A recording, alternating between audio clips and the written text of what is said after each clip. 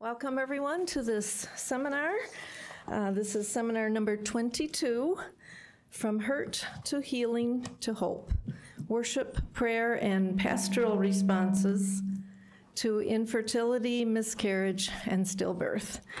So that's our topic for today. We're glad that you're here and we can talk about it together. My name is Kathy Smith. I'm one of the directors of the Worship Institute, so I'm glad to welcome all of you here as well. Very pleased to have a fine panel of folks to help us consider this topic today. Grateful for Kate Williams here from GIA Publications, recent author of this edited book of Womb and Tomb, Prayer in Time of Infertility, Miscarriage, and Stillbirth. Grateful for Pastor Reggie Smith, who is a longtime pastor, but most recently working for the Christian Reformed Church in directing race relations and social justice ministries. Elise, Erikson, Barrett is with us, and she's the author of this book, What Was Lost, A Christian Journey Through Miscarriage, and is also a pastor, comes from Indiana. And then InSoon Hoagland, who is a retired now military chaplain, but also a clinical counselor and has a lot of experience in family ministry. So we have a lot of wise folks in the room, and I'm very grateful for that. I would like to introduce the topic, and then we will move to the panel. I'd like to introduce the topic with a bit of a personal story. So, as I said, I work for the Worship Institute here. I also teach at Calvin Seminary in the area of church polity. I teach at the university here in the area of Christian leadership. But my first calling, quite a few years ago, was first as a parent. So, a bit of my story. I was married the year I graduated from this college, and then 4 years later, in 1984, we had our first child. And she was a delight, and I decided to leave my teaching job and stay home to care for her. 2 years later, we had another baby girl. And so I was busy at home, at church, got very involved in the church ministries. My spiritual life was really growing in those years. I was leading Bible studies. I filled out my prayer journal every day. I felt closer to God than I had ever been in my life. And then 2 years later, I became pregnant again, but this time things didn't go so well. First, some spotting, some cramping, and at 11 weeks, I had a miscarriage. And I was stunned. It never occurred to me that that pregnancy wouldn't go as well as the other ones. I had no idea at that time that 1 out of 4 or 5 pregnancies ends in miscarriage. And I was an emotional wreck. I was on that roller coaster of postpartum hormone imbalances with no baby in my arms. And many people didn't even know I was pregnant, so that was harder to tell them and harder for them to understand what I was going through. My husband grieved too, but differently. Our girls didn't understand why Mommy was so sad. We called the church, and the pastor phoned to see how we were doing and made gracious pastoral remarks. My friend across the street had lost a baby at 17 weeks, and she got a visit from the pastor. So I wondered, how many weeks for a phone call, how many weeks for a visit? And I was upset and I was angry, but I think I was really angry at God, not so much the pastor, because I wondered, why did this happen? I was so excited for this new baby, and I was so close to God. Why would it happen when my spiritual life seemed so good? I didn't understand. When I used to rock my babies to sleep, I would recite Psalm 139 in the night. For it was you who formed my inward parts. You knit me together in my mother's womb. And this time I kept wondering, what went wrong with the knitting? Was it God's fault? Or was it my faulty body's fault? I didn't know, but I grieved, and gradually the pain subsided, even though my body still responded to babies' cries in church and in the stores. My friends tried to comfort me, they cared, And they wanted to understand. On my 30th birthday, they threw a picnic for me to cheer me up. And meaning well, they gathered all their children around me and took a photo. And I remember sitting there smiling. I still have the photo, smiling on the outside, but not on the inside, because one child was missing, of course. And today, still, every year on August 15, I think about that child, the one that should have been born that day. I wonder, was it a boy or a girl? I don't know. The year after that, I was pregnant again, and the day before the appointment at which I would hear the baby's heartbeat, I broke out in full body hives. So nervous, so afraid. And then so relieved when I heard that beautiful sound. And I realized that some of you grieve that you've never heard that beautiful sound. And after I had that experience, I found so many people who had been through a similar experience, so many friends, so many older ladies in my church, so many people that I could minister to. I read lots of books. The ones I just showed you weren't out yet, of course, but there was this one. I'm surprised it was still on my shelf because I loaned it out so many times. It's called Free to Grieve, Healing and Encouragement for Those Who Have Experienced the Physical, Mental, and Emotional Trauma of Miscarriage and Stillbirth by Maureen Rank. It was so helpful for me. I read it cover to cover, and it helped me to get through, and it helped me to become a better pastor, too.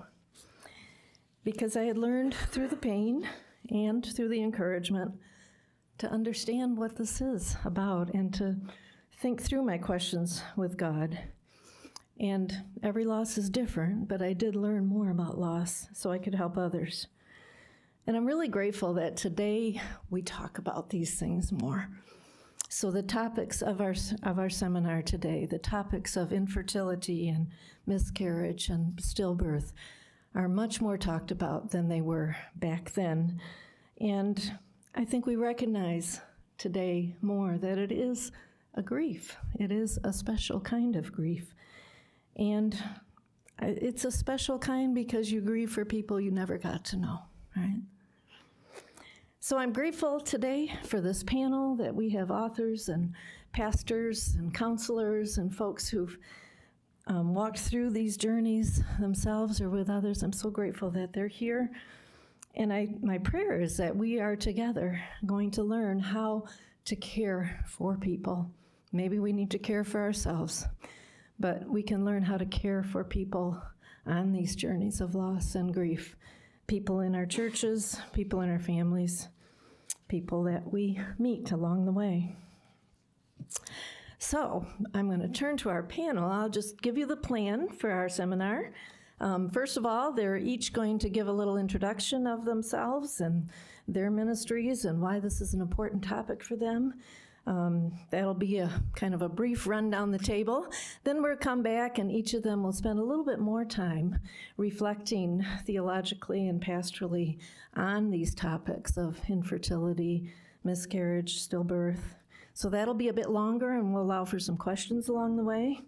Then we'll take a third time down the panel and turn towards worship and think about liturgical practices for worship services, for special services, pastoral care practices, and hear from them their suggestions. And then the last thing we'll do is hopefully we'll still have time for some questions from you or some suggestions or practices that you want to share. So that's our plan, okay? And now I'm going to turn to Kate and have her begin and say a bit about herself. Sure. Hello, I'm Kate Williams. I am the Senior Managing Editor at GIA Publications, which does a lot of stuff in collaboration with Calvin College, which we're always very excited about. Before my work in the publishing industry, I was working as a music director in the Chicagoland area for about 10 years. And this topic came up quite a few times in my ministry and actually quite close to home. So I'm very grateful that we're making space for this conversation to happen in a bigger way. Thank you. I'm Reggie Smith, and I am the Director of Racial Relations and Social Justice for the Christian Reformed Church. But before that, I was an urban pastor here in Grand Rapids and also in Chicago and in Patterson. And so my last charge, I say it this way, that I was an African-American pastor of a white church in a Hispanic neighborhood. That was my context. Complex and beautiful. My name is Elise Erikson Barrett, and I'm currently doing work in the field of economic challenges facing pastoral leaders, which I'm sure none of you here know anything about. But before that, I was a United Methodist pastor serving churches in South Carolina and doing some freelance work. And part of my work in those years was related to a book that I wrote not long after I graduated from divinity school. Because of my own struggle finding resources for losses I experienced, and then because subsequently I became a person in my community to whom other people were referred for pastoral care, I wanted there to be something I could hand people and to let other people hand people. And so I wrote the book that I wish I could have found when I was looking for something. And that has turned into opportunities to do small group work, special services, outreach of different sorts, consulting on retreats around these topics of reproductive loss. So again, just echoing gratitude that this conversation is becoming more and more common and more part of the life of the church. Hi, my name is InSoon Hoagland. After 20 years of Army chaplaincy, after I retired, God opened the door for me to do the private practice as a marriage and family therapist. And God trained me as a therapist in the Army. And during those times and during my practice time, I have witnessed so many people who are grieving and yet not being able to express their pain, and which created a complicated grief later on and causing mental health issues, depression, anxiety, panic attacks, all those things that bring. So when Kathy asked me to be a part, and I said, I'm not sure. But then as I reflect, and I said, this is time that I really need to share the importance of taking care of those who are suffering because of the loss of baby and the loss of not being able to have a baby, and then yet give birth and having a stillbirth. And I want to also include those who are suffering or experiencing why question as they received a baby who are having a chromosome disability, malfunction of our DNA that causes it, and they have a beautiful baby at hand, and yet they're told that that baby is not compatible with a life. Those words are very, very hurtful to those pains. So I'm glad I joined the panel, and I'm hoping that at this time we can create this space for healing, and then also leads to the healing for one another. Yeah. So. Okay, thank you, all of you, for those good introductions. And now I think I'm just going to come back to the top of the order here, if it's okay with you, Kate. Sure. And now we'll ask each of them to spend a little bit more time giving their reflections on this topic. So Yeah. please lead us. And we'll come up here if that's okay. Okay, that's fine. Great. Thank you. Hi. Whether it's your friend, your family member, yourself, my guess is that each person in this room has had an encounter with the type of grief associated with infertility and the loss of a child in the womb. I hope that the presence of one another today is a sign that you are not alone. And I invite you to open yourself to the possibility that this room is not unique. This type of grief is hidden in every faith community of which we are a part. I know from my own work in ministry, that discomfort and lack of familiarity only plays into a cultural tendency to categorize this as a taboo topic or a women's issue. But this isn't something we can brush off. We can't ignore it. This is real life. And this too is holy. May I remind you that our time together may bring up some strong emotions. Those emotions are sacred. They're a gift from God. You may be surprised by a sense of hope or unexpected joy. It may open old wounds that you thought had long been healed. These deep feelings are a holy connection to a God who is still working in and among us. So as we continue this conversation about ways that might enhance our ability as church to be a source of comfort when this type of grief becomes a part of our story, we'll do our best to remain mindful of the privilege it is to hold one another in this time. The book of Ecclesiastes tells us that there is a season for everything, a time to be born and a time to die, a time to weep and a time to laugh, a time to mourn and a time to dance. We eagerly welcome those opportunities to laugh and dance, but outside of our regular parish funeral, we struggle to make equal room, to acknowledge the times for weeping, for mourning, and for dying. Those who struggle with the inability to conceive, those who know the pain of losing a child before birth, those who have faced their infant's death at the time of birth, know that this season of hurting is often held inside, unseen. What is anticipated to be a joyful and exciting time is instead a plunge into despair. Couples expecting to announce to the world a sign of their love in a visible, living co-creation with God are instead met with feelings of confusion, disappointment, fear, and anxiety. Women who spend their whole lives dreaming of their role in bearing light to the world. In Spanish, giving birth is dar la luz, to give light. Instead, they now shift to questions about their own value and worthiness. Their bodies, once a source of life, have become, in this time, a place of death. Some have redefined their lives after their experience, and some look for solace over and over again as each encounter with loss permanently weaves itself into their story. Many marriages become strained. The weight of doubt and grief is isolating, and even the conversation with God seems quiet. But God does not abandon us. Somehow, on the other side of loss, an incredible story of resilience emerges. Bodies, though they are never the same again, heal.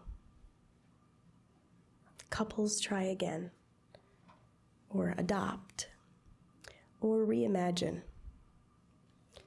Those who mourn in isolation find not one, not two, but a whole community of others with whom they can identify. So God's silence is not absence. It's the patient listening of a God who knows our grief firsthand, who weeps with us, who holds us as a mother holds her child. Death is never the whole story. The hope of new life surprises, confounds, and persists. But we can do better in our parish ministries to acknowledge this type of loss and to be open to the seemingly impossible ways in which God puts life in the places that we knew only death. If the statistics are accurate, about 10% of couples struggle to conceive, and about 1 out of every 4 pregnancies ends in loss. Then we as a church simply must do better in order to serve the significant number of people in our communities who carry this type of grief, whether it be decades old or new and raw. Even language fails us when we aim to discuss this topic. My friend Megan articulates this in a beautiful love letter she wrote to her first miscarried child. She says, "I have always hated the word miscarriage. It feels so full of blame. And while my head can understand the science, my heart cries out to you and all of my babies, 6 of them now. I'm so sorry I miscarried you, that I couldn't carry you stronger, that I couldn't hold you tighter. But I did carry you strong. I did hold you tight. In all of my miscarriages, my body held on for days and weeks after your heart stopped beating. Friends, nurses, and midwives always offered and sometimes strongly encouraged the option of speeding the process along, but I never wanted that. I wanted to carry you for every minute that I could. I wanted to be with you for each moment that I had. I wanted to bring your life to its final completion. Certainly, we must respect the privacy of those who mourn and the many women and men who have no desire to share their pain or grief beyond the boundaries of their home. However, the lack of attention, resources, and rituals that might allow for their public processing of this type of grief inadvertently sends a message that we cannot or should not bring this pain into the context of community, that somehow this type of loss is not worthy or perhaps inappropriate. In her article entitled "From the Site of the Empty Tomb," Dr. Susan Reynolds, assistant professor at Catholic Studies at Emory University, reminds us that Christianity itself is filled with images of suffering and death. Its sacred texts echo with cries of lamentation, and its claims involve a confrontation with suffering and meaning. Its symbols, a wooden cross, ashes, a crucified God whose head is encircled by thorns, flesh and blood turned bread and wine, broken and poured out. All of these signs whisper of death. But where in this religion of passion, death, and resurrection did my suffering belong? I'm grateful that Dr. Reynolds has also shared her own story in the Of Woman Tomb resource, where she goes even further to articulate the danger of keeping this pain out of the context of communal prayer. She says, in the realm of women's experience, the mandate to forget is magisterial. Pregnant women are typically cautioned to wait until their second trimester, after the risk of miscarriage has declined, to tell others that they are expecting. Implicitly contained within this well-meaning advice is the expectation of forgetting. If you have a miscarriage, the age-old wisdom seems to convey the right thing to do is never to tell anyone about the child you carried and lost. Instead, you should go on with life as though nothing had happened at all. And over generations, this stream of imposed forgetting slowly erodes the bedrock of community experience. Where we should find a mountain, memories upon memories, stories upon stories, and rituals upon rituals, we encounter instead a gaping canyon, a tradition of absence. In those heart-wrenching words of Isaiah, "Can a mother forget her child?" Then how, for a church whose ritual activity is at the heart of its connection to God and God's people, how have we allowed for a tradition of absence after the loss of a child in the womb? God does not forget us. God, who holds us as a mother holds her child. The goal of our resource of Woman Tomb is to provide care from a holistic approach. It aims to be of service to individuals, couples, both men and women, as well as parish communities who wish to accompany those on their grief journey. The prayers, poems, and stories found in this book may provide comfort when read alone or with a spouse, or as a guide in creating prayer opportunities for the community at large. I've been deeply changed by the willingness of so many who have had the courage and vulnerability to voice their concerns, share their journeys, and advocate for themselves and for others.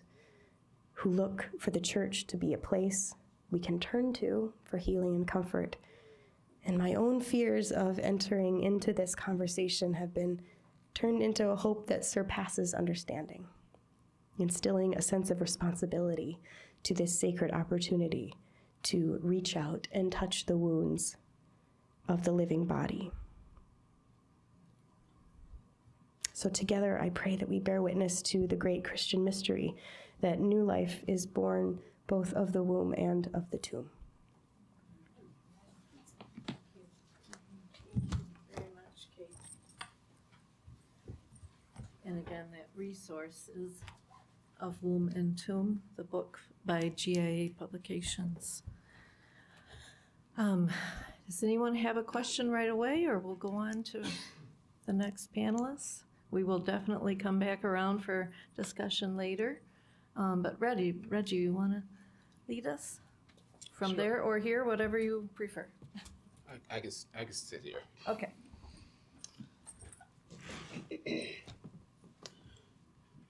Pete and Helen sat in the back of the church. They kept sitting back there because they thought that everybody knew. That everybody knew about the child that they lost. You see, a month before that, in my first week as a new pastor at this new church, both Pete and Helen came to me and said that they were going to have a baby, but the baby would die as soon as this was born. And they asked me, would I be willing to walk with them? Of course. I walked with them. I was at the hospital with them. I was also at the death. You see, there were many baptisms, and every baptism was really hard for them. Every baptism signified that maybe they weren't enough. Peter always kept crying at every baptism about the one child who didn't make it. Helen always kept her head bowed, very quiet and very introverted, but she never said a word. And as time went on, they kept moving further back in the church. Soon they were in the back pew. And then a few weeks later, they were in the balcony. They kept moving backwards because it felt like their lives were moving backward. Every baptism was just another reminder. But even more haunting, people didn't know how to approach them. What do you say?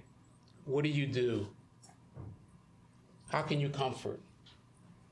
Most people are at a loss because they don't deal well with death. We're all attracted to life and light and giggles and making faces. Promises made and promises kept. Holding the child. But for Peter and Helen, they were alone. And church people felt awkward because they didn't know how to walk with the death of a stillborn child.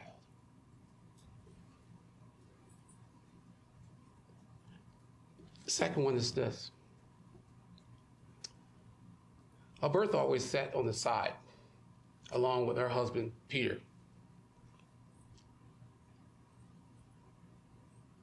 And at every time in which there was a human sanctity of life service, it was painful for her. Because she would always recite why some were getting rid of their babies, she could not have one. And she would always approach her and say, don't forget about me. Don't forget about me. I wonder about all the others who were saying the same thing, but they were not vocalizing it. Don't forget about me. those two women taught me an awful lot about what it means to be a pastor, to walk with them, who also want their voices heard, but they are muted. They're almost told to shut up. We don't want to hear it because we, as God's people, can't handle it. I'm convinced that the more that we deal with loss, the better we'll get at life. As a pastor, I had to they helped me to begin to think about what does it mean to lose a child? What does it mean to not have a child? Each of them came to me with, I'm not enoughness. If I was enough, this wouldn't have happened. If I was enough, I would have a live child.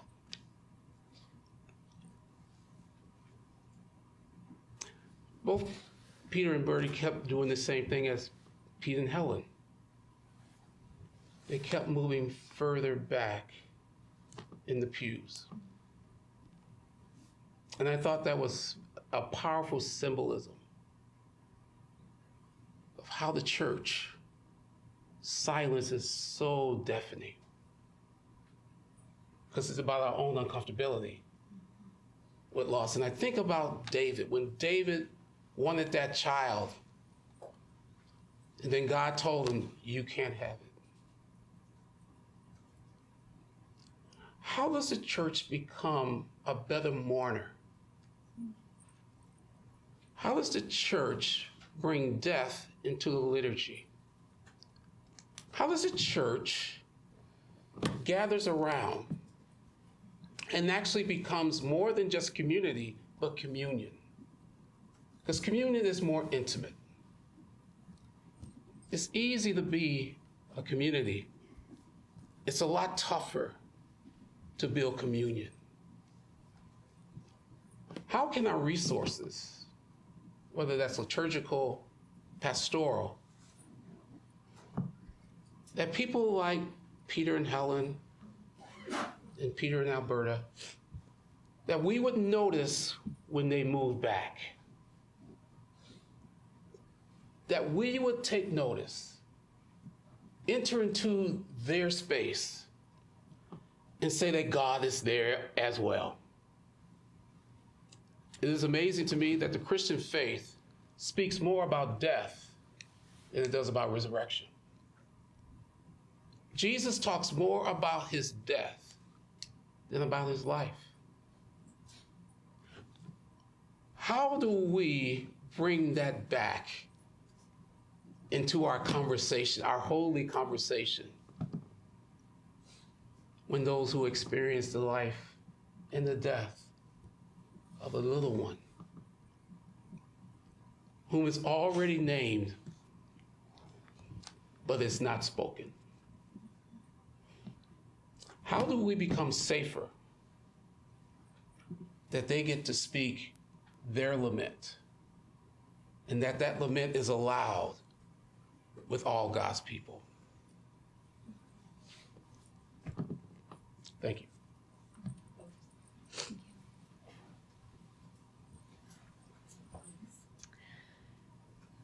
How does the church become a better mourner? I love that question, and I think that just almost as a sidebar, but not, miscarriage, infertility, reproductive loss can provide us with a new lens to understand what we do as a worshiping community in ways that go beyond these particular losses. And I think that's one of them. How does the church become a better mourner? How do we stay safe and intentional and present in spaces of death as well as in spaces of life? How do we inhabit tombs as well as wombs in ways that testify to the life of God among us? Kate mentioned a tradition of absence, and I might stand up just so I can see faces in the back. Is that all right? Is that going to work with the sound? Okay. A tradition of absence when it comes to our liturgical practices and the way that we speak about, honor, recognize these sorts of loss within the life of the church. At the time at which I had our first loss, I was a student at Duke Divinity School, and what I really wanted in that moment was to process my loss through the theological tools that were available to me, right? I'm in this incredibly rich theological community, and we're all there talking about God all day and what it means to be people of God. And I wanted to find resources in the church's theological tradition to help me understand and process this loss. The tradition of absence in the church practices we receive is mirrored and I think reinforced by a tradition of absence in our theological conversations, right? So I want to stay there for a few minutes in my time with us today.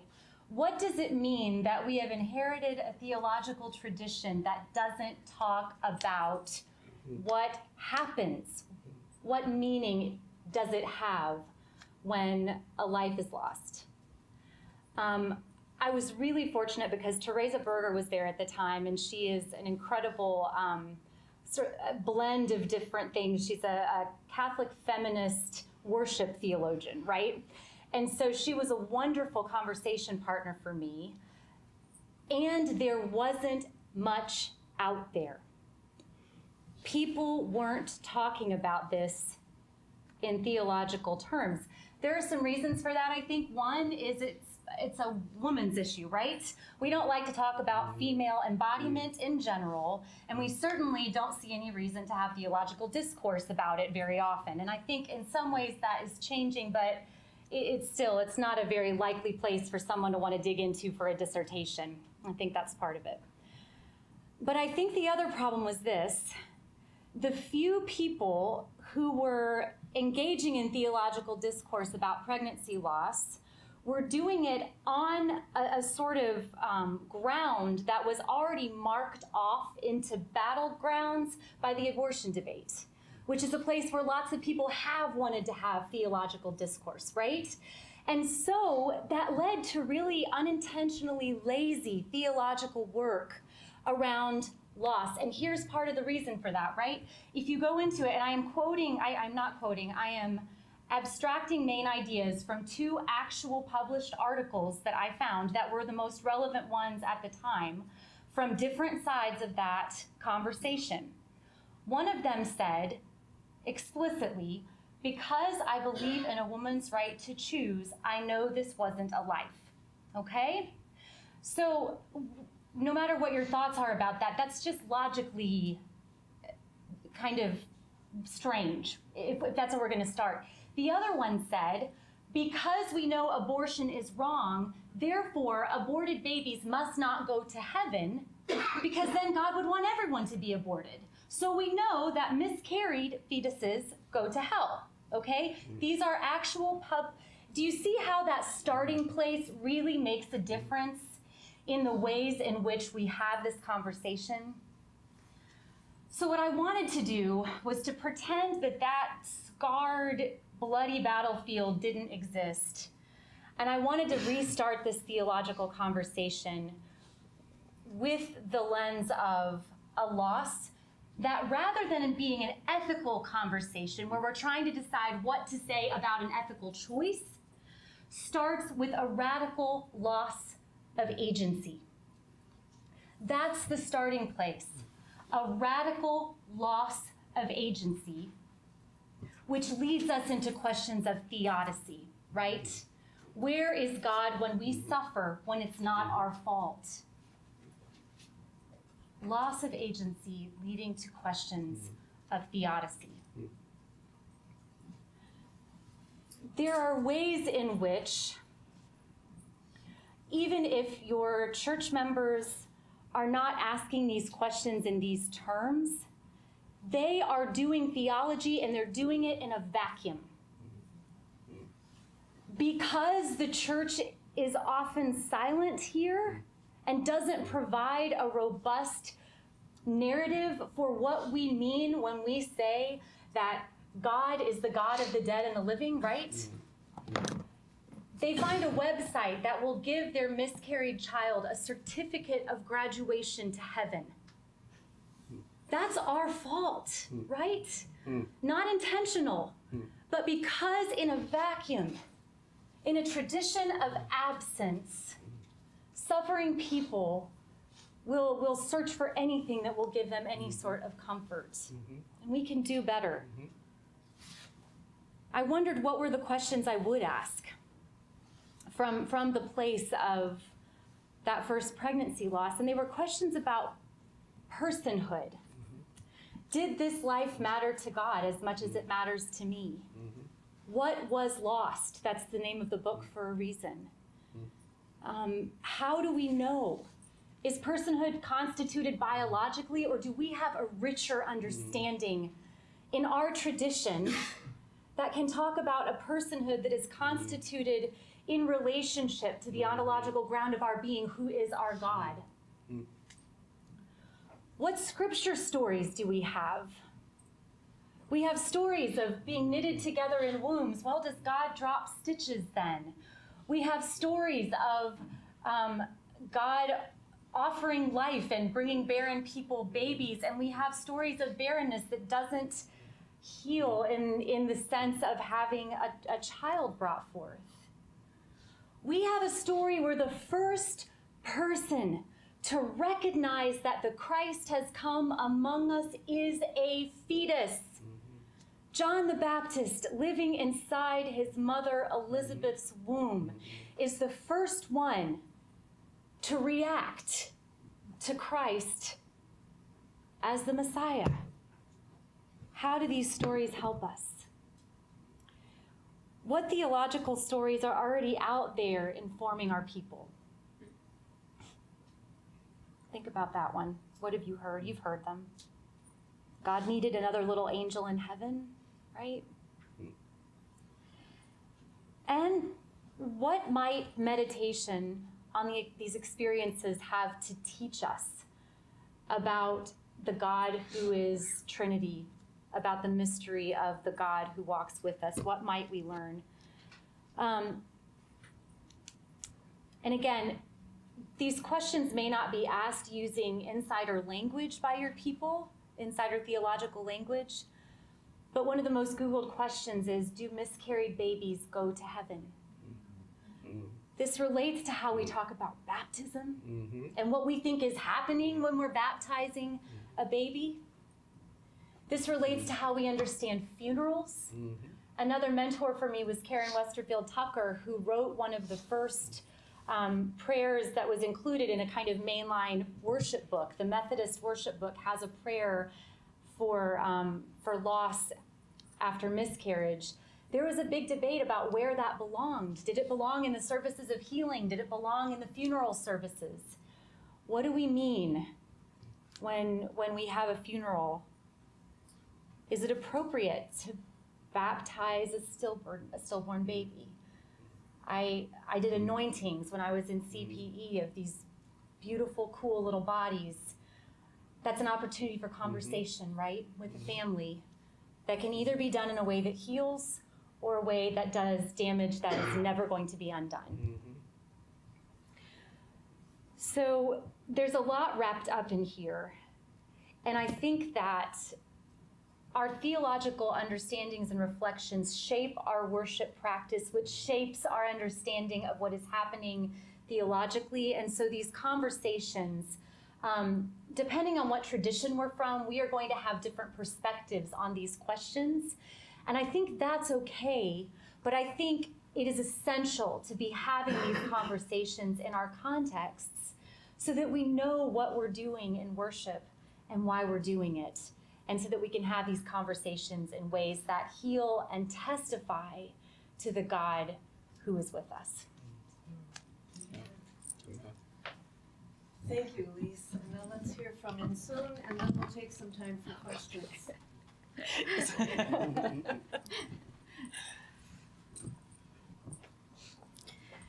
Wow, very heavy subject, isn't it? very, very heavy. My part is I like to bring some practical side of this whole process, right? Because as a marriage and family therapist and as a pastor, clinical pastor, I like to thank you for all the comments that you made.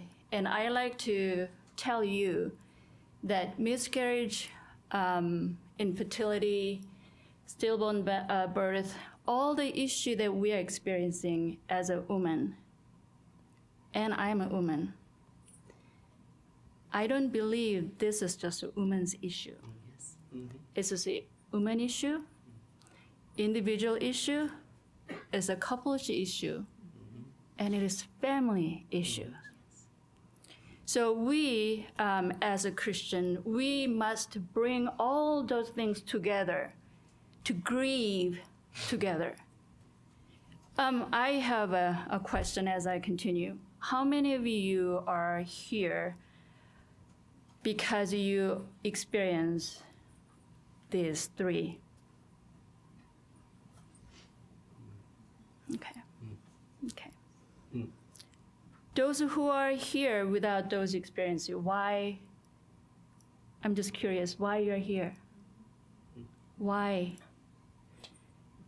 Well, maybe some of us didn't experience it directly, but our loved ones did, our children have seen Yes.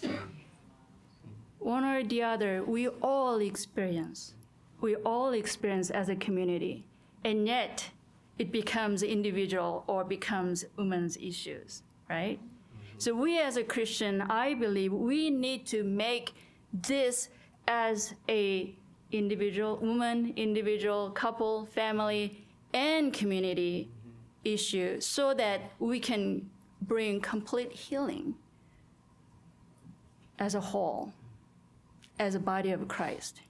And that actually brings and restores the worship community, and then also it creates the sense of who God is, that we will experience true God, true triune God. I want to read the Bible passage.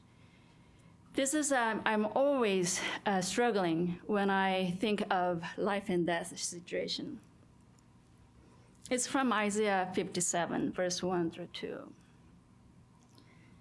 The righteous perish, and no one takes it to heart. The devout are taken away, and no one understands that the righteous are taken away to be spared from evil. Those who walk uprightly enter into peace. They find rest as they lie in death. I think this is a beautiful passage that God has given to us to remember that life and death is not.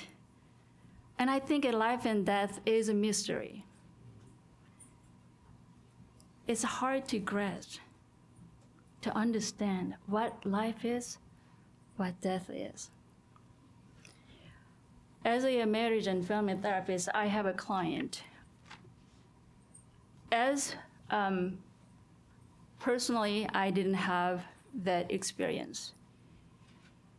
But I do have a family who had a baby with a chromosome abnormalities that she was told that her daughter is not compatible with her life. As a community, when we hear someone's story like that, what can we do? It's hard to respond in her absence, right? It's hard to respond. But then as a family therapist, I have to find out to respond. So I created some rituals. What can I can help those who are mourning. Because if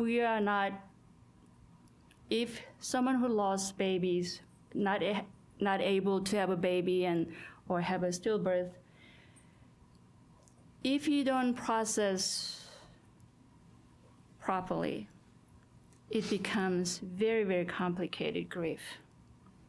and it creates mental health issues, anger, depression, panic disorder, name it, right? Anxiety disorders. And then even the family are falling apart because they are not able to deal with it properly. So as a community, I like to suggest a few things. If you know someone, or if you are going through that grieving process, I like to suggest to start writing a journal. Writing a letter to that unmet baby. Writing a letter to a baby that you're longing. Or write a letter to a baby that are no longer with you or with that person. The letter can be mournful, but letter can be joyful. Letter can be whatever you want to write. I had a client who know that the baby is not compatible with the life. The baby had a chromosomal abnormalities, that the baby will die when he, at the time that they know the sex was, so it was a boy. They named Noah. As a medical doctor, they strongly suggest, probably it's better to let it go. But parents decide to keep them, bring them to earth. Even if that moment of life on this earth is a few seconds, how many seconds, who knows? So this mom carried the baby, knowing that the baby will die at the birth. How scary it is. And yet this mom carried that baby. How courageous that is. So she prepared all the things. She started journaling. And then also she arranged pastor to baptize a baby as soon as the baby born. Noah spent probably a few hours, but mom was able to create the space and able to say goodbye properly. But then this mom, after Noah's death, she was suffering with the depression and anger, shame, guilt, all those things. So she came and we start to process. The Noah died 7 years ago. And his mom carried that guilt, shame, all the things for last 7 years. Can you imagine? And Kathy, you said, every year, it hasn't been many years, but every year, they're carrying that loss. But as we talk about, and I was praying to God, I said, God, give me some wisdom here. I need to help my client. I consider my practice as a kind of a church setting, right? So I need to help my member of a parish, my church. And that God gave me the wisdom that share and celebrate life rather than death. That was the key that I recognized. As we listen and we talk about, we are all talk about death. But it's time for us to remember that yes, they no longer here. Yes, we have not met them because some may not have received it. Yes, they're here a few seconds, but they are no longer here. So we all deal with a talk about death. But I want to invite you and all of us to think about life now. We grieve a death at this time, but actually the babies, I believe, perhaps some of you think that I am very wrong and theologically about life, talking about life, but I do believe that when psalmists recognize babies are neatly together by God, and if that baby was not able to see the world because of whatever reason, I believe the baby is in the presence of God. So instead of, yes, we need to grieve together, but then we need to bring those who are grieving to the presence and recognizing that the baby is, in fact, in the presence of God, celebrating the life that they were not able to have with their own parents, not able to have with their own siblings, but have a life with God and also with the whole witness of the saints, right? They're celebrating the life. So writing a journal is important, but also how many of you, when you lost your experience that loss, how many of you have really lament externally? Everything has internalized, right? When the grief internalizes in heart, it creates too much heavy burden on individual, those who are experiencing. So I invite you to create a space to externalizing that grief.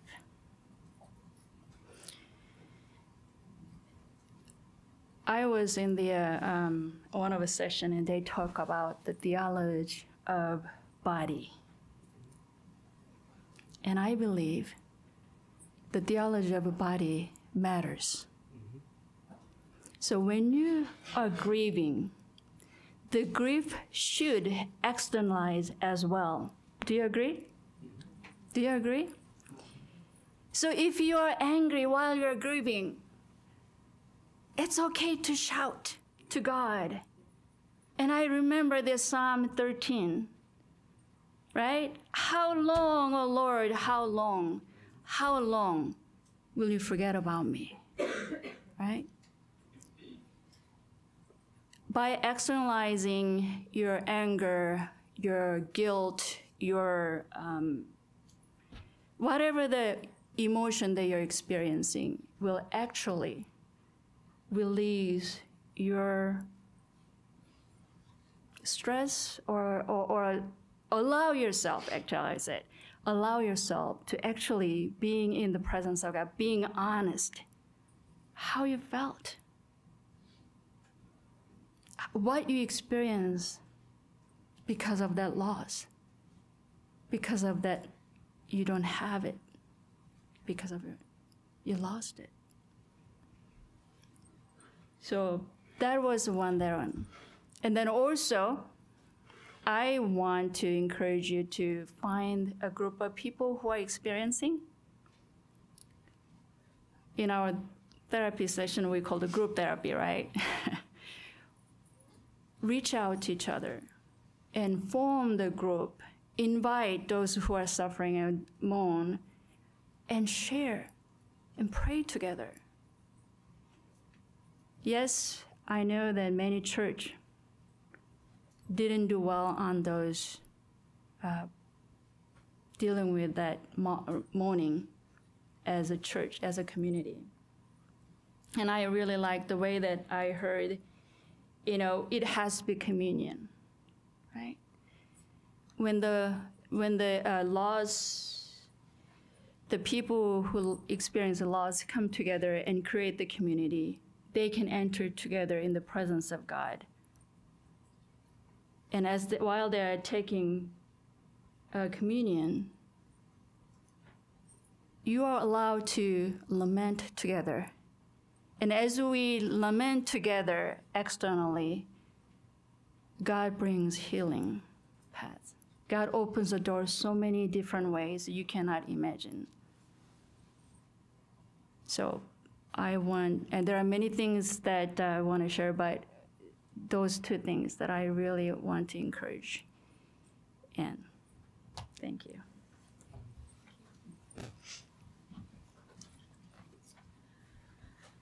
Thanks to all of you. And now I'd like to turn to you and see what comments or questions you would like to add to the conversation before we turn to more practical or specific worship resources. Yes. I'm hoping you did touch a little bit on, you know, what scripture do we have. I'm hoping that as you all continue on in this, in your sharing, I'd love to hear, you know, how do we wrestle with the scripture that we do have. We celebrate, you know, the few women that are present in scripture, that many of them, their identity is so much about the children they do have or don't have. Yes. And there are some beautiful stories there, but there is this idea that God closes the womb, God opens the womb, and I'd like to hear where I wrestle with that, because I hear women say, well, why did God choose to, you know, this must have been God's will. That becomes very problematic. Why did God must not want me to be a mother? You pose some of those questions, but I'd like to hear more about that. Okay. I don't know if you could hear it in the back, but she's asking about how do we struggle with scripture, with God opening and closing wombs in the stories. Does anyone want to reflect a little more on that?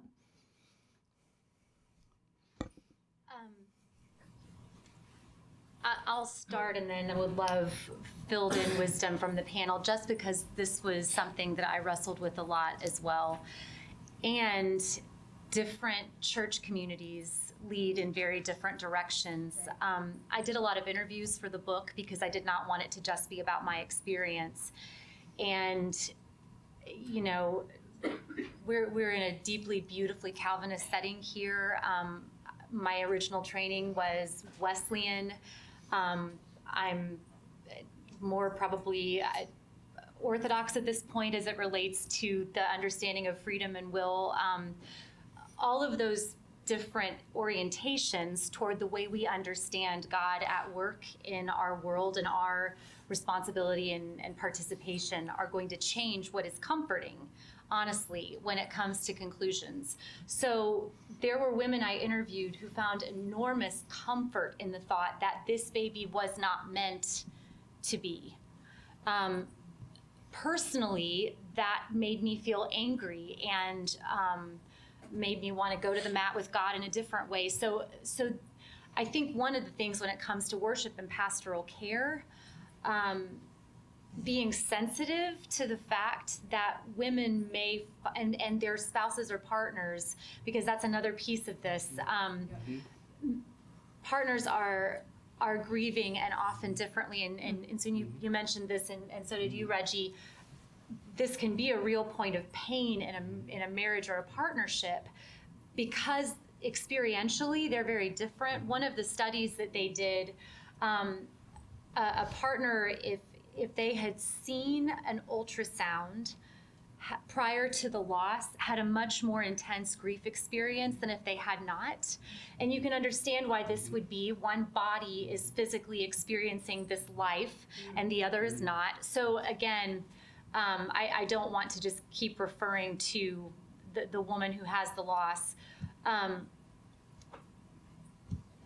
But what it comes down to, I think, is that as diverse as the broader church's understanding of how we take the scriptures that we've been given and make theological meaning out of them for how God is engaged in our lives. There's going to be a diversity of reception of those things for the people who experience losses. I think David Bentley Hart's The Doors of the Sea is one of the best theodicy treatments that's relatively accessible based on the other things that he writes, understanding how we can talk well about innocent suffering and the goodness of God. But I would say draw deeply on your own church's traditions for those conversations. I have one narrative in my book, but again, there are women from other traditions and men from other traditions who almost need the sense of God's plan being fulfilled to make meaning and sense of this kind of a loss. And scripture can take us in either direction, really. I think, anyway. People would argue with that too, but I think generosity is a piece of this when working with individuals. Does anybody want to add to that, or we can go to another question? I think that's a really very astute response. When I've done prayer services in a community setting and used some version of the Let the Children Come to Me gospel passage, the most powerful thing that happened was in the preaching afterwards when the priest, it was a priest, encouraged people to think of it in terms of God doesn't take things from us, God catches things. And so for people to believe that their children were not taken from them, but they were caught in the loving arms of God, I think the way that we theologize from the scriptures we happen to choose has a big impact too. Yes, well said. Yes. I just wanted to add a comment to that. As a Calvinist pastor, oftentimes we can use the sovereignty of God and say things like, well, God works all things for our good, as a dismissal of real grief. Yes. And if we're doing that, that's entirely inappropriate. Oftentimes in those moments is not the moments to be bringing up the sovereignty of God. People have to wrestle through those things when they have those experiences, and we shouldn't use them as an opportunity to say, your expression of grief, is inappropriate right now. You should just trust that all things are in God's hands. That's how it's used sometimes. I don't think that that's appropriate. So. Yeah, thank you. I believe that when we grieve, God grieves us together, with us together, right? Because God created a perfect world, but because of the fall, it changes whole things. What we experience is the result of the fall. So whatever happened to us in this fallen world, I believe God grieved too. So whenever we experience anger, and I think God is actually with us, allow us to experience all the emotion that what we experience. God never condemns us as we grieve in His presence. So That's so very helpful. Thank you. I think I would add to just, InSoon, you made me think of the fact to allowing there to, like keeping a spirit of humility with what God is or is not doing in any given situation. Because one of the sort of reductionistic responses to these things that often is more of a symptom of people's discomfort than anything else is, oh, I bet this happened because, or did you do so-and-so to cause this, right? I had an aunt who called me and said, oh, well, this happened because you're so busy, because you're commuting to divinity school. God knew you couldn't handle this right now, so it was, or are you so, is it because you're so skinny? I mean, a lot of people heard things like that from friends and loved ones. Our rush to try to find a reason is a sign of our anxiety, not a sign of our trust in God's gracious sovereignty in however ways we understand that, right? And so a posture of humility and allowing God's choices and God's will and God's activity to be as mysterious to us as they are in our finitude, right? Even if we are ultimately trusting God's power and goodness, but not trying to assume that we have the power to name what's happened there and therefore dismiss it and say, and if you could just see what I can see, you know. Where's your faith? Remember, I can tell you that, remember the Job's friend? When Job was going through a tremendous, life, they want to comfort Job, right? And our loved ones try to comfort us, by saying those things, but obviously those things are not right in the eyes of the Lord, in the eyes of God, and within us. So just think about that one. Yeah. Yes. As a past hospital chaplain who worked kind of exclusively on NICU and was part of the labor and delivery, I just want to say thank you so much for this presentation. It's so exciting, and I'm like, gosh, really wish I had this. I was wondering if you could share a little bit more about, as you were studying, like you had mentioned David Bentley Hart and the work too, that who are the leading theologians in this study? Who's writing? Who should we be reading after? I mean, obviously other than the two books that you both have, but I'm excited, but it kind of makes me ache to thinking there's a lot more work to be done. Yes. Okay, so the question is, what other writers or thinkers can we turn to for this topic? So one of the theologians I leaned on when I was working on my book is a relatively young theologian that I mentioned earlier, Susan Bigelow Reynolds, who teaches at Candler at Emory. She speaks from personal experience, but also just a really deep theological dive into the why and the what and the how and what now. Actually, there's an article specifically entitled "From the Site of the Empty Tomb" that I would direct you to as a good starting point, where she outlines, I mean, our tradition, it's from a Catholic tradition. We do have a lot to say about life in the womb. And then when it's lost because of natural causes, we seem to be suddenly absent. So I lean on Susan a lot. Teresa Berger is also a wonderful theologian who challenges us to see things from new lenses, I think. And also, I do think there's a lot more work to be done. Yes. I think these are just little seedlings that are yet to see fuller fruit. And also, I believe each one of you are their own source of a theological, because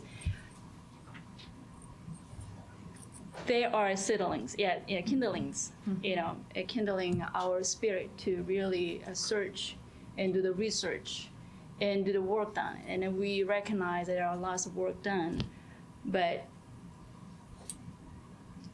those are based on their experience. So adding you reference, I will say, you are the own reference. You are the theologians. Thank you. A question in the back, or a comment?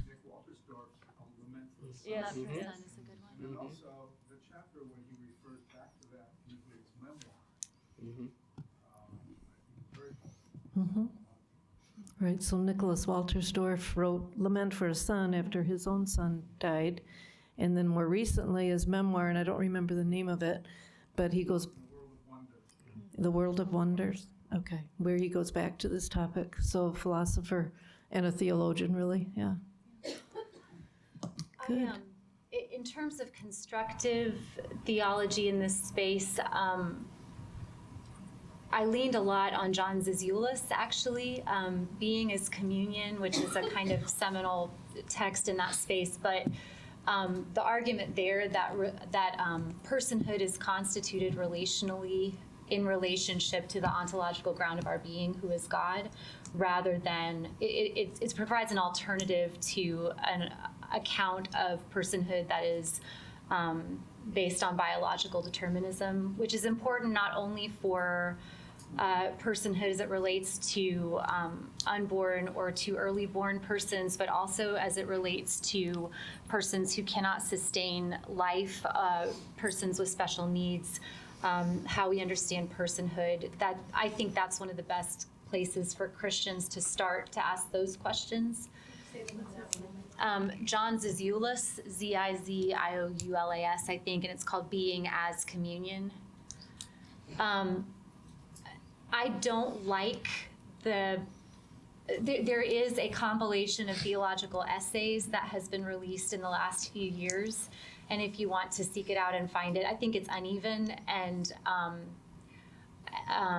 has some of the challenges with it that I identified earlier. But what I like about the fact that that exists is that it shows that the conversation is becoming more mainstream and that more and more people are interested in having these conversations from a theological perspective.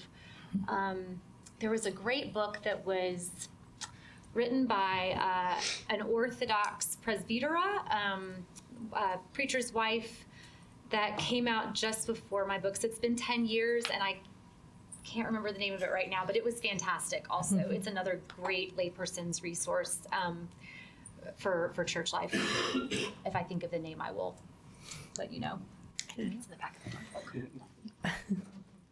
We're kind of getting towards the topic of resources, so I think we'll move that direction. And I think I'm going to flip the order and start with InSoon, and then we'll work our way back to Kate. Is that all right?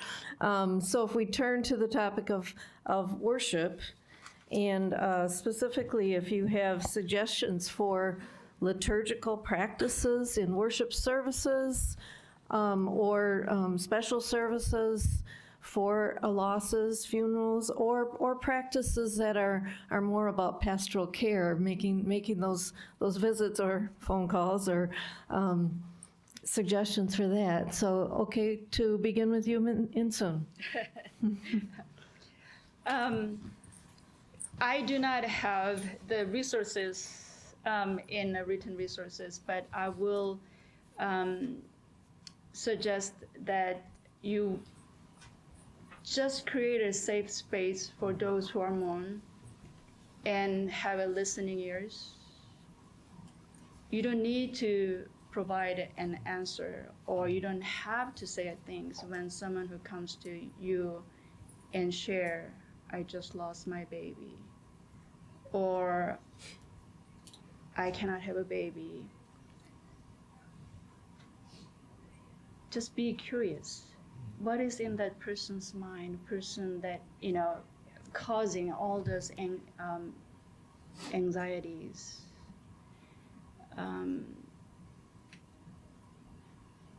So the practical side that I'm talking about, right? Just being a safe person to come and helping them to actually go through it. So what I did was write a letter and then bring a letter in the second session. And then I allow her to talk to the baby, talk to Noah. So I asked, hey, write a letter. So she wrote a letter and brought it with her. And I asked her to read a letter as if she's talking to Noah. So that allows her to able to externalize her grief. She cried, she had to stop, but as she go through, read the letter, she was actually able to release some of the things that she has held for the last 7 years. Mm-hmm.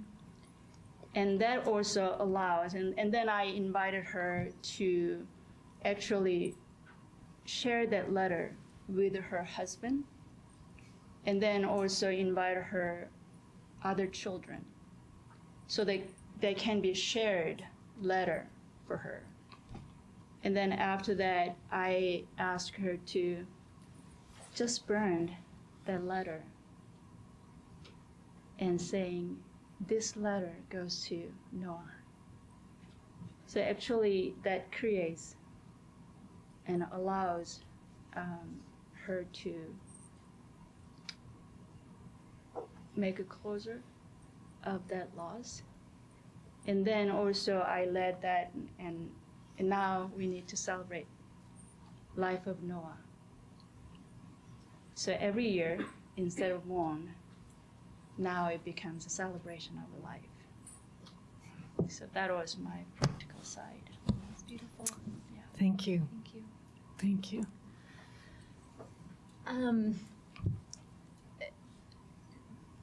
One of the things that I started doing was being brought into kind of some experimental spaces with other pastors, wondering how they could do a better job of honoring these losses in the lives of their congregations. And so I can just tell you some experiments and how they went.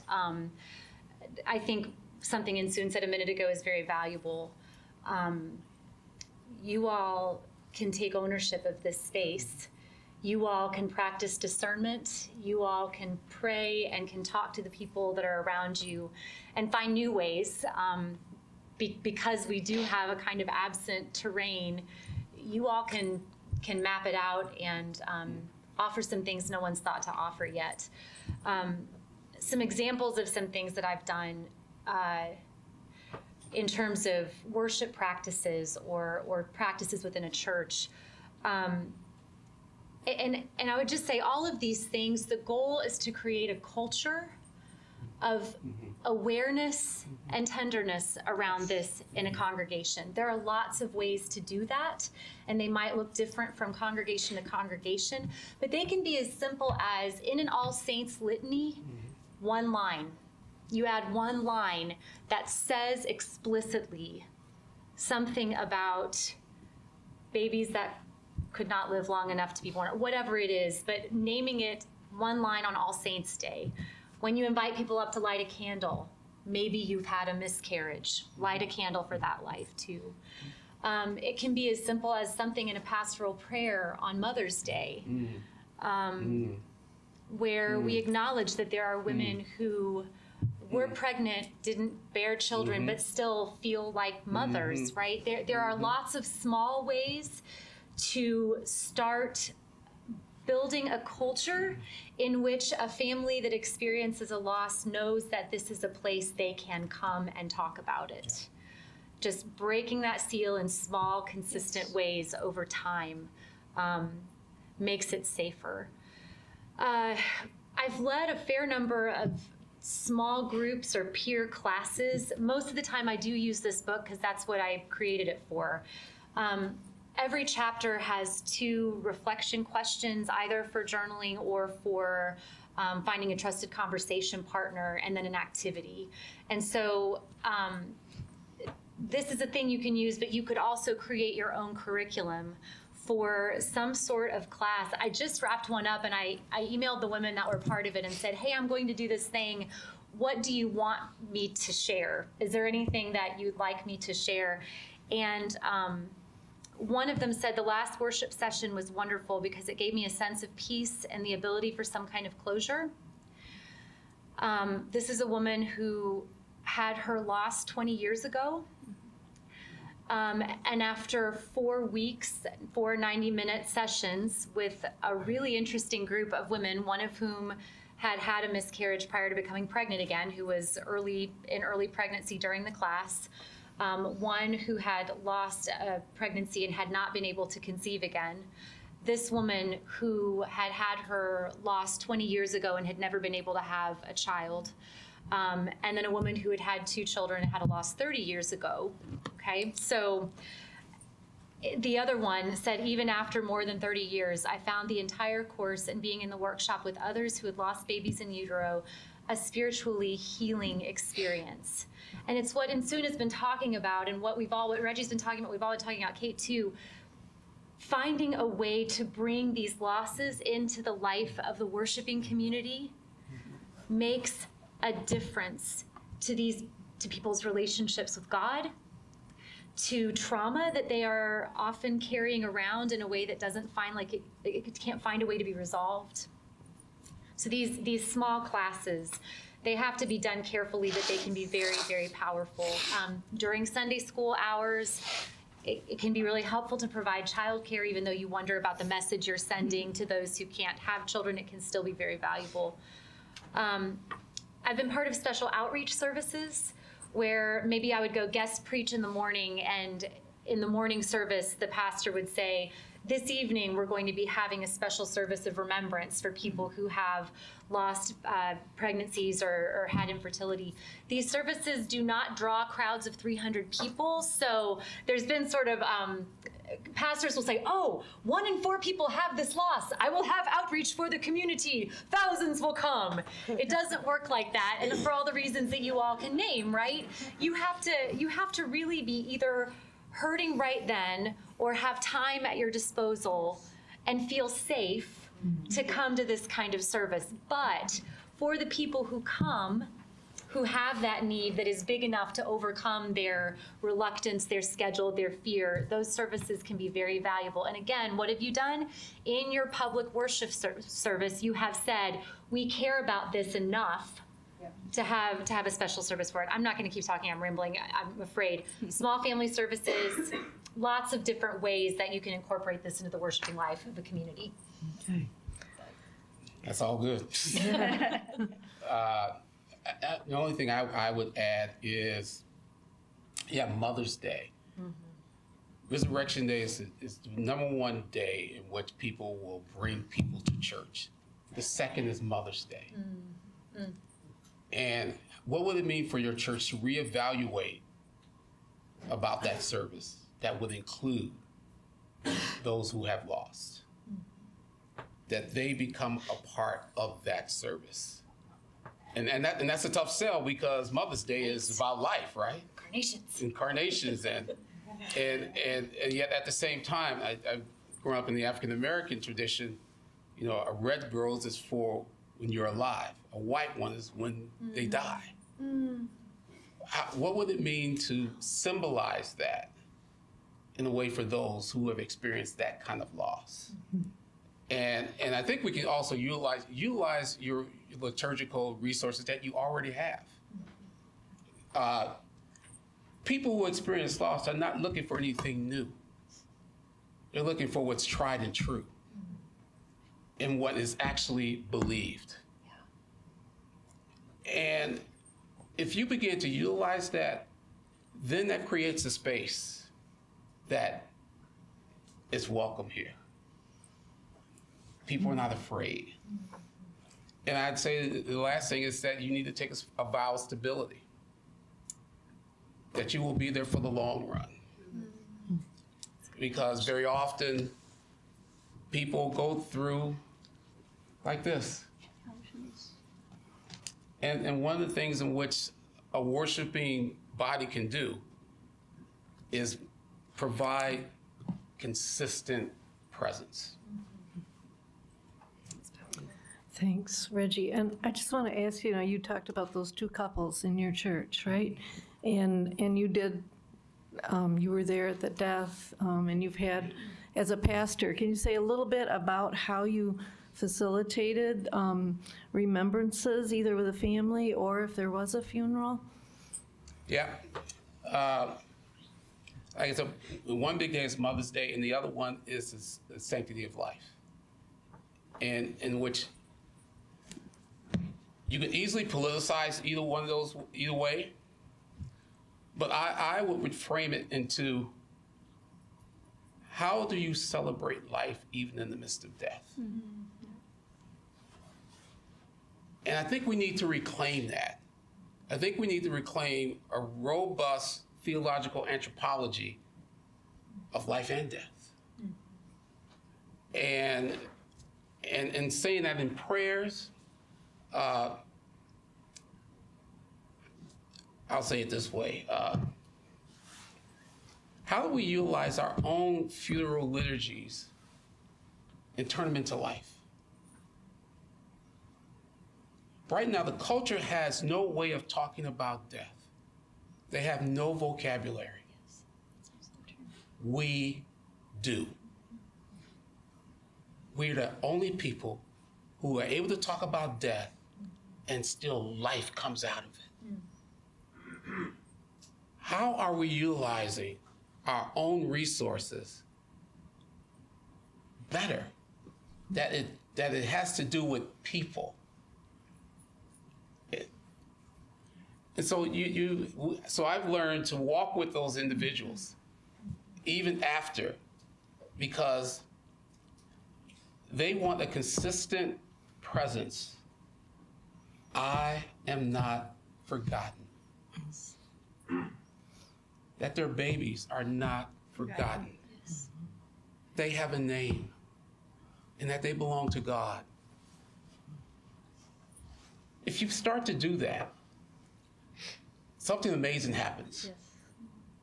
Life springs up out of nowhere. Thank you. InSoon wants to add something, and then we'll go to Kate. Yes, I'd like to add one thing. I think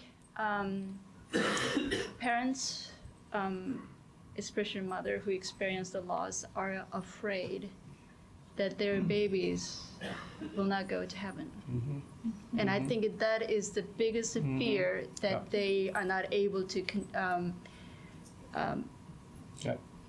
journey towards the healing of the loss, from the loss. So we as a community, who knows? Only God knows, and our salvation belongs to God. We have to remember that, right? Since our salvation belongs to God, we have to remind the parents that baby's life, salvation belongs to God. It's in God's hand. The loss that you lost, the baby is in God's hand. So if we as a community can help them to ease the mind about the question of, is my baby will be in heaven? And I think that will be the one of the way to lead and or open the door for healing path. Thank you. And now, Kate, help us maybe learn a little bit more about the resources that you've come up with. Yeah, so the first part of this book is all people's individual stories about sharing some different perspectives about what it is like to go through this type of loss, both from male and female perspective, touching a little bit on how it affects the rest of the family and the mother's inner circle, and kind of has a ripple effect from there. And then I've compiled a bunch of prayers and poems and hymn texts from all different faith traditions that have tried to work really hard on finding a sacred language to acknowledge these points of loss. And then I think because this is the way that this book is different, I think, from other books, there's also scriptures in here that would be appropriate for that time or for creating your own prayer service. But then there are ritual templates of how to do it. And there's a good how-to section in the front about, look, how do you actually do this? The first template in this book is a blessing of parents after miscarriage, and that's just simply taken from the Book of Blessings. It's in there. It's if you know a formal ritual for this type of loss, you probably know that one, because that's the one that's out there. The next template in this book is called, it comes to us from St. Louis, where it's an official rite there, and it's called The Order for Naming and Commendation of an Infant Who Died Before Birth. It originated in a Catholic context, but all of these are intended to be adapted so that they are suitable in the context in which you worship or pray. It's a service like this one for naming and commendation is particularly helpful when neither a baptism or a funeral are possible. It still allows the family a chance to present to the church, or in the eyes of the church, their child. This is the moment when we acknowledge my child together as church. Then there's something in here titled Liturgy of Remembrance, which is very similar to that blessing of parents after a miscarriage, which shows a really good example of how you can find a consecrated language around intercessory prayer that's specific to a circumstance or to a family. And I wanted to include something for children. So something that parents can do at home with other living children, or with cousins, or with other younger people in the family who also need to learn how to grapple with this type of loss and grapple with the mommy is sad and dad is sad and they're not speaking, or things are different around here. The way that this template reads is mostly like a litany of gratitude, but it's a way to teach children that it's okay to acknowledge this life. And it's okay to say this, if the baby had a name, it's okay to say the baby's name out loud. And that could be a one-time celebration, or it could be a repeatable thing that you do with your kids. It could be a bedtime routine, or and then the last thing I included in here is an evening liturgy of the word and ritual of light. And this, I think, speaks to people because it really is a communal prayer in that it's not tailored to one family. There's nothing quite like it out there, but it allows people to be actively engaged, to have their own agency, to bring their children before the community. So it's just a liturgy of the word like you might expect. There's some sharing of psalmody and scripture at the beginning, lots of singing, because that helps us all get on the same page, puts us all in a very vulnerable place, in a safe space. And then after the scriptures and sharing of the word and preaching or homily, if that's your preference, we had a ritual of light. And so people let us know in advance. I've done this a couple of times now. They let us know either in advance the name of their child or a way that their child would like to be recognized. Some people would just say like Baby Williams, or they would say February Baby Williams, or they'd find a name, or baby number 1, baby number 2. They would find a way that categorizes the person in the event in their mind to put a name on it. And we had the names read aloud. And one by one, when the name was read aloud, the individual or the couple or the whole family, like kids come to this evening prayer too, would get up and together light a candle. And suddenly a church that's very dark becomes bright and illuminated by the lives that are now visible in front of us in a way that they couldn't be visible otherwise. And that's had a profound effect, I think, on a lot of people, because they get to hold something in their hands and put it out here for people to see and say, this is my baby. This was my experience. Now you know this about me. I think that, I'm sorry. Have you ever had experience with somebody doing that for multiple losses? Yeah. So at the very first one that I did, actually she's a contributor to the book too, but she came to that evening prayer and she had 6 losses. And it's a little bit of a announcement, because there's no way that anyone would know that she had lost 6 children, that she had been through this traumatic event 6 times. But all of her children had names. And she wanted them all read aloud, and she wanted to light all 6 candles. And so she did that, and we all bawled with her through the whole thing. And it was, for a lot of people, a, like, I had no idea kind of a moment. But now, like everyone else, for the first time, she's sharing her children, and her children are literally lighting up the room. And that was a very special moment for her. I've also done this exact type of liturgy. So we asked for the names in advance to be read. We also put out a book of remembrance where when people came in, they could write their names. And so you've got to get a good reader who feels comfortable reading names kind of on the spot and can do it prayerfully and slowly, because it needs to take the time that it takes. I've also done this, speaking of Teresa Berger, online. So on October 15th, which is International Pregnancy and Infant Loss Awareness Day, I just did a Facebook Live video of me presiding, and I asked people to, before the start time of the prayer, to send me their names. And people from all over the world sent me names of children that they just wanted. They wanted their names to be read out loud, and they wanted a candle to be lit. And so I had this whole, I almost set my house on fire, lighting all these candles. But I like that Teresa Berger challenges us to think outside the confines of a square room and think of the ways that we can be connected long-term to people through digital means, through personal means, through phone calls, however we can. But then also just encouraging people, whether they're a part of a service like this or not. There's an example in the back of the book how you can start your own book of remembrance that either stays in your home or stays in your church building all year round, so people can continue to add on to it, but also because they're not forgotten. They stay here. They're here forever for the life of your church community. We have a comment or a question here?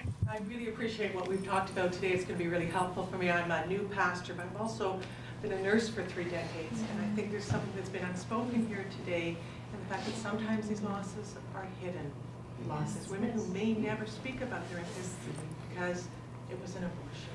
It was an abortion that was forced upon them as a teenager. It was an abortion before they became a Christian. It was an abortion when they were a Christian. Women in their 40s, often. Adult children that cannot face having another pregnancy. These are women we will never have the opportunity to let them grieve publicly, to let them name that child. These are women that exist in all of our countries. So even then, you can invite them. They don't have to discourse anything, right? No. Even then. But they typically don't have the courage to do that because So that's why I know. Unbelievable sense of shame. Yes, and guilt. And guilt. So you can invite. We talked about with a woman who felt so terrible she couldn't hold that baby. That loss is so magnified when I had that baby. So even then you can invite them. So that is the creating the reconciliation with oneself, with God. And also the baby that was unfortunately so there is a very sense of a redemption is happening if you created purposefully, and that ritual can help to actually recognize the personhood of the baby that are no longer, and also they can also restore and redeem the person's journey and the person in the presence of God. So it's very important that as a pastor or as a community, thank you for bringing it up, including those who have that. It strikes me that, and thank you for bringing that up, it strikes me that even in the pastor's study, maybe in an individual meeting with someone who reveals this to you as a pastor, a counselor, some of these rituals could be done, right? Yes. Just with this person individually to bring some of that healing. Yeah. I think that goes back to what Reggie said with most of our Christian Reformed churches, we have sanctity of human life Sunday, but how careful we have to be and how caring, how cautious we need to be, just here in this moment thinking that we need to have room in that Sunday and lots of Sundays for talking about things like miscarriage, infertility, stillbirth, but also even abortions. If we politicize it so much, then the people who are in your congregation who may have experienced that feel like there isn't room for forgiveness in the church for this. There isn't room in God's grace for what I've done, and I will never ever speak about it. And so we definitely need to work on that. Yeah. And for all those women like myself who leave the hospital after a miscarriage and the paperwork says you had a spontaneous abortion. Yeah. Over here. Yes? I really appreciate this panel. This is the first time I've ever heard anybody talk about this in the open. So thank you for doing that. I've been struck by the imposed forgetting that you talked about, Kate, and the not enoughness that your parishioners had, and the lack of a theological discourse of absence, and also the silence and the inward turn and pain that comes from a lack of processing of grieving. So this sort of theme of silence, and we've talked about, all of you I think have said, it's not just a woman's issue, but mostly what I'm hearing is miscarriage, things that happen in women's bodies. And so my two questions have to do with, very often when people lose a child, the marriage suffers. Lots of marriages blow up after that. So I'm wondering what you have to say about how to speak life into a marriage that has experienced death in these different ways. And the second thing is, and maybe this is because we're in a patriarchal culture that is still quite macho, no one talks about the men who are not just suffering the loss slightly at a distance, while also very intimately, but the men who have been unable to engender a child and are suffering from infertility, which is at least half of the infertile couples. It's not all, as we've said, it's not just the women, right? So what are your suggestions or thoughts or theological reflections on for the issues of marriage, right? And then also specifically for men who just are not going to talk about this. Right. For men who can't talk about the infertility and the loss. But if they're not going to grieve, it's going to turn inward, like you said, InSoon, right? And that creates anger, which then, of course, can then go back into destroying a marriage. And so I'm really struck by the fact that I'm glad you've all said this is a community issue, but it's also a very tender, individual, private, personal, inside of a marriage issue. So I don't know, that's a lot, I suppose. So would somebody like to speak to that? Kate, do you want to start? Or Sure. So my husband had an older sister who was about 17 weeks when she miscarried in her mother's womb. And my mother-in-law, of course, had to do a lot of that processing right away. This is 40 years ago now. Had to do a lot of that processing on her own and right away. And I think remarked that her husband's not, tried to be there in the ways that he could, but he was grieving it differently. 8 years after that loss, when they were baptizing their youngest son, they also had a little remembrance ceremony for Kelly Lynn, who was the baby who was lost in the womb. And at that ceremony, I think my mother-in-law, of course, it's a grief that never fully heals and can easily reopen.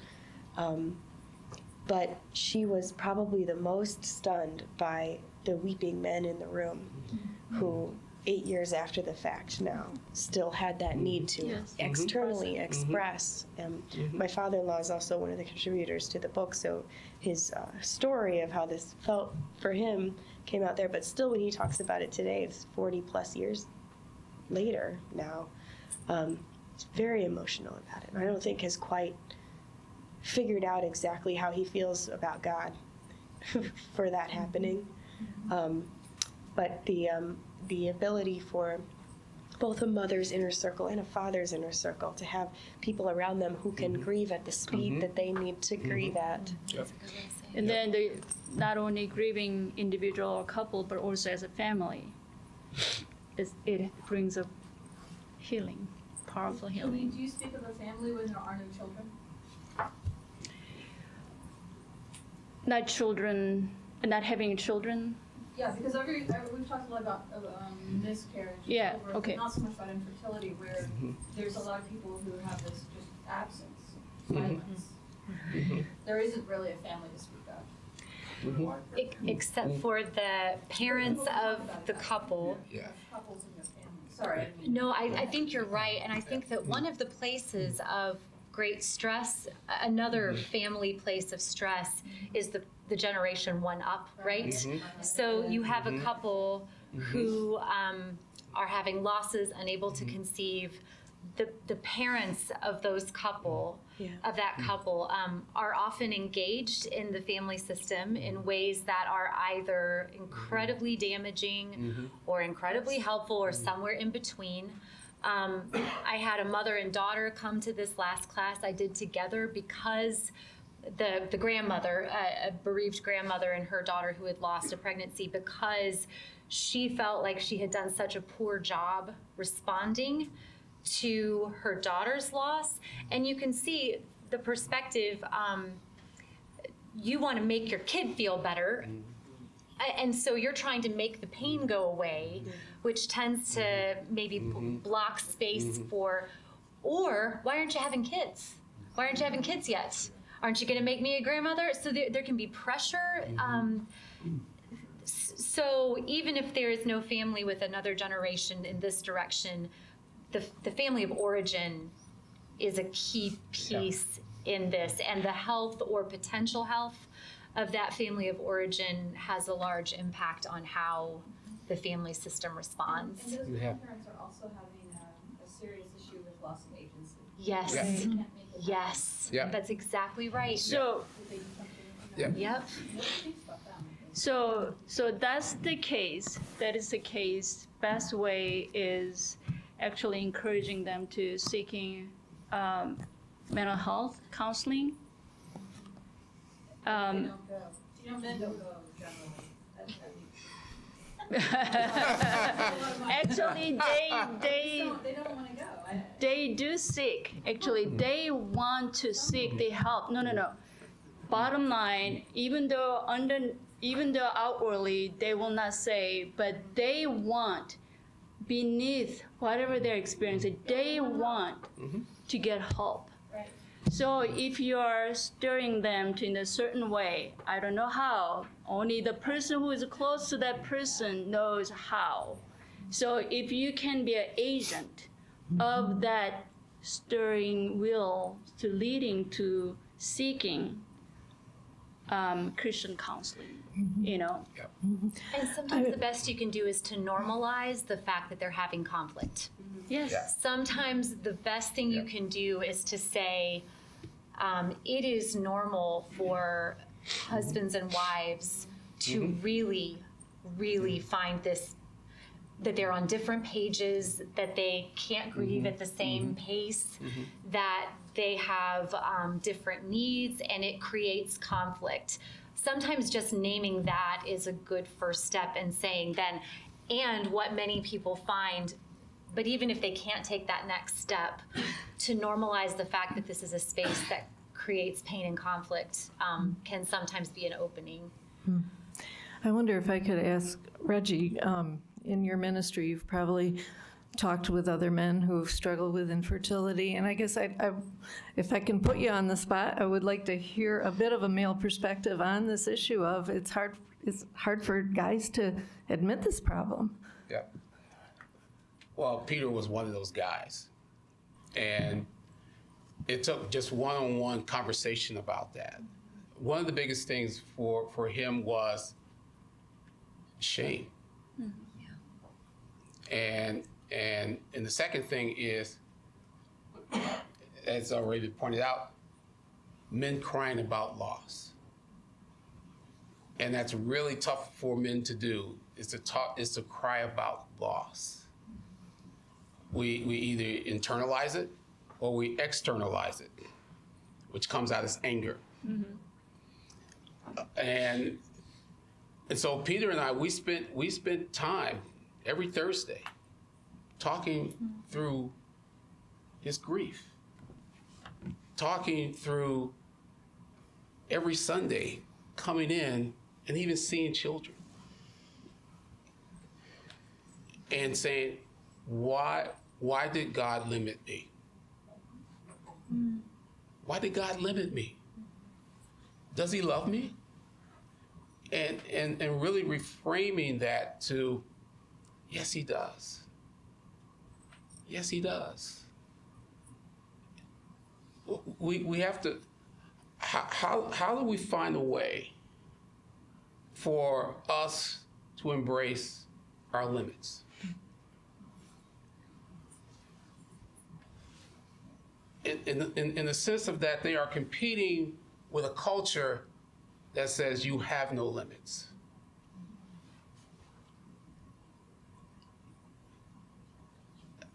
how do you help them to bring into this the cross? The emphasis on, at least in Reformed theology, on the sovereignty of God also implies that God has no limits, and yet he has chosen not to intervene into your limits. Hence the question of love, right? But, you know, it's not just the world saying there are no limits. It's the pastor saying God has no limits, he just doesn't love you as much. I know a couple who's had a pastor say that. Right. I know another pastor who's told someone, you shouldn't desire children because that's idolatry. And we end up doing theological malpractice. Thank you. Yes. We've got one in the back over here. So, practical application question. How do we pray with and for individuals who are experiencing infertility, miscarriage, and loss? And more specifically, so I'm not a pastor, I'm a volunteer at my church, and my interactions with church members is limited to 3 to 5 minutes, maybe maximum of 10 minutes, because that's the time dedicated for prayer during the service. And so individuals will come up to me and say, you know, I've had a miscarriage or have had this loss. And how do you pray with church members that are going through this in such a limited time and space? Because for me, one of the problems has been, even for me personally, is that people have rushed me through grief.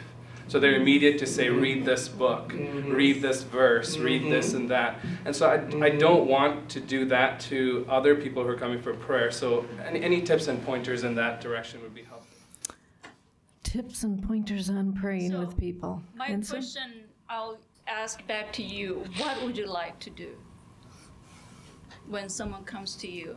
What would you like to do?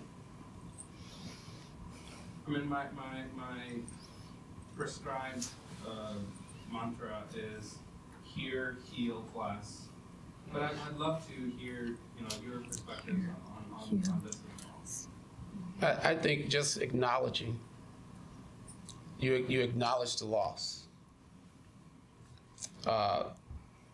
You also bring God. You bring the triune God into the conversation. And also to bring in, you're not alone. And you can do that in 3 to 5 minutes. The reason being I asked you because I know that your time is limited and the word cannot, I don't know. I don't know. What can you do? I have no idea what can I do. But I just want to meet with them. Right. Maybe that is the prayer. Right. So that's what I asked you. What is your heart would tell? And I think, and we have to remember that when we encounter that kind of moment, God is already there. Right. In that moment. So you allow yourself, and when someone asks you, then you say, God, give me a word. God, speak through me. Could be just weeping together, cry, or just being there, just holding arms, or if it's, I don't know, create the space that you can just be there with the silence, that's fine. But trust the Holy Spirit will give you a word. And that's the moment that and so when someone is asking you, pray to God and say, God, give me a word. And God will guide you. But then also you have to prepare, right? You have to prepare yourself. Okay, if someone asked me, the books that, you know, and have a resource in your hand and always carry you. And if someone asks you, then go back and then say, I think this prayer will help. So pray together. So I think that's the. And I actually want to close with a prayer. I see one more hand. Should we take one more? I just had a question. Maybe some people in here can answer this for me as well. God's called me into the medical field, and I want to know how can we, as nurses or doctors and people who are in the medical field, aid to both men and women going through problems like this. That's a great question. So the question is, how can people in the medical field be helpful in these situations? Yeah. I've actually been to a few hospitals about exactly that question on this topic. And not only do nurses, doctors, and hospital chaplains want a way to be present to parents who are in their grief in that moment in the hospital, those parents, some of them coming to the hospital expecting to leave with a baby and not being able to do so. A resource like this helps on your shelf or in your lab jacket, or they do that at my hospital near my house, actually, carry it in their coats when they're going from room to room, because you're not going to know when it happens all the time. A resource like this will give you a starting place of some language that sounds consecrated, which is helpful, because it's often a moment of chaos and terror, and it's hard to find your footing on good words that sound like we're acknowledging God's presence. And also, chaplains, nurses, and doctors themselves find themselves in quite a bit of grief after experiencing these losses along with people day in and day out. And a lot of people who are in those professional roles have appreciated something like this for their own spiritual renewal along the way. And I'm grateful for people like you and your attentiveness to that need too. Yeah, thank you for a really good question. Our time is to a close, so I actually want to read a prayer from this book. And it's written, I think it's actually a song. It's written by Shirley Arena Murray, who passed away just this past week, right? So let me read this as we close. And Jesus said, "Don't be afraid. I've come to turn your fear to hope. I've come to take you through the deep, to be your friend until the end, and give your troubled heart to sleep." And Jesus said, "Don't be afraid. I know your emptiness and grief. I hear your words of unbelief. But if you will, I'll heal your soul and give your doubting heart relief." And Jesus said, "Don't be afraid. I am the way, I am the light. I am the truth that holds you tight. And in God's home, you have a room, a place of welcome and delight." Amen. Amen. Well, this has been not an easy topic, and I thank you all for your sensitivity. And would you join me in thanking these wise folks?